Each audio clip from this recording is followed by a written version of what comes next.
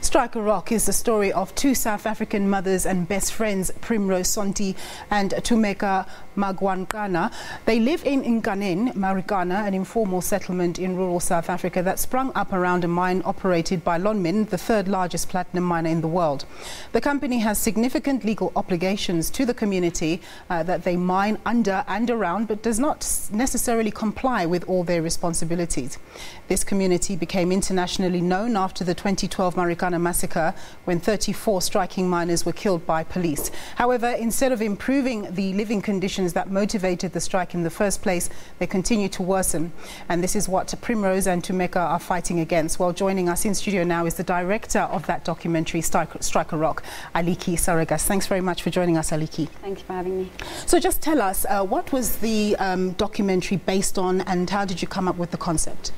Yes, so the documentary is really trying to reinsert the women's voices into the Marikana discourse. When the Marikana Massacre happened, it was a watershed moment in South African post-apartheid South Africa, and films like Mine Are Shot Down, which SABC screened last week, did an amazing job in showing the reality and the truth of what happened on those 6 days.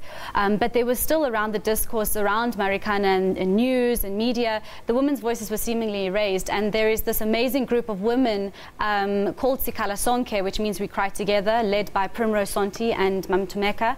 And they've really been leading the activism on the ground, have been fighting for, up until today, for 6 years, for justice and for accountability, have gone all the way to the IFC and to the World Bank and all the way to Parliament to fight for the community and the people and the living conditions and for accountability. So that's really where it came from. It was a need to reinsert their voices and to spotlight them on the world stage. Since the Marikana tragedy, it really doesn't look as though much has changed in Marikana. To what degree would you blame Lonmin on the one hand and the municipality on the other? Well, exactly. You know, I think we must also understand that Marikana did not happen in a vacuum. Even the Farlam Commission said that the living conditions in Marikana are appalling, and that the conditions really gave kind of the environment of which the Marikana Massacre happened. And this is really also due to obligations that mining companies have to communities. This is in the form of social labor plans, which are legally binding obligations as part of the MPRDA. And for example, the 2007 social labor plan said that 5,500 houses must be built for the people of Marikana, but by the 2011 deadline and then by the massacre in 2012, only 3 show houses had been built. So there's huge responsibility on mining companies to improve living conditions, to build houses, electricity, sanitation, which it hasn't been done. If you go to Marikana even today, you'll see how people are living. The social labor plan that is now expiring in 2018, a further 4,400 houses have been promised, but to my knowledge, up until now, only 793, if I'm not mistaken, houses have been built, and that deadline is now expiring too. So there are responsibilities that haven't been met. In your reflections and interpretations of what's been happening, have you tried to perhaps get the view of municipalities and even Lonmin to contribute to your documentary to explain why the situation hasn't really changed? Yes, the voice of Lonmin is in the documentary. You'll see it especially in the form of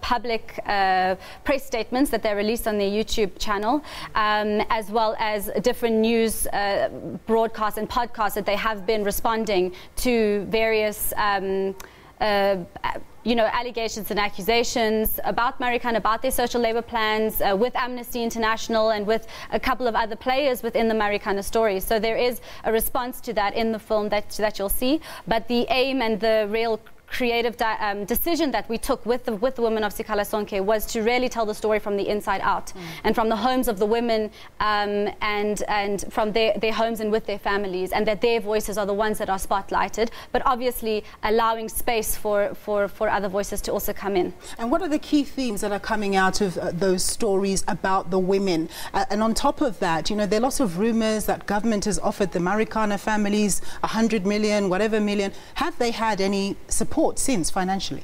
So far, they haven't actually delivered on any compensation. Yes, we have seen that there have been news reports that 100 million will be given to the widows. It hasn't yet happened, as well as the formal apology hasn't yet happened, which I know that the families really want.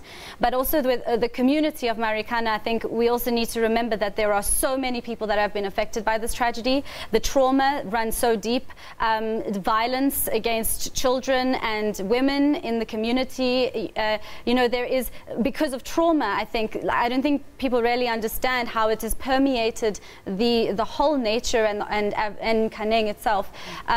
So there are so many factors involved in and that what still needs to be done, and justice that still needs to be had in Marikana that still isn't. And the Marikana Support Campaign has done incredible work, and along with many other organizations, to try and support the women and the widows and the people in the community of Marikana. But there still needs to be accountability on the side of government and the mining company. Aliki, we can salute you for your work, and we know that your documentary has actually managed to garner some awards, and you've been around internationally with it to educate the rest of the world about what has happened in Marikana. How do you feel about that, and why are you so why is this such an important project for you? I mean, I think it's a vital project, and I think it's what I believe is that it's a responsibility for documentary filmmakers who want to create impact, which is what I would like to do, to try and get the film as far out and as wide as possible. And so with that, we're doing an impact campaign with the film, where we are traveling to mining affected communities, educating on social labor plans. Actually, this time last year, we were outside Lonmin picketing at their headquarters in London with Mam Thumeka and Mam Sonti. The women of Sikhala Sonke were reading out their demands to Lonmin. Unfortunately, they didn't come down, you know, from their building to greet the women.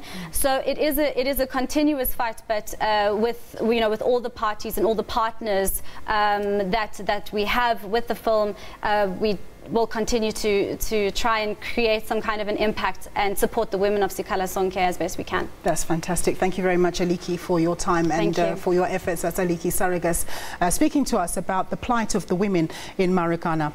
One person who does have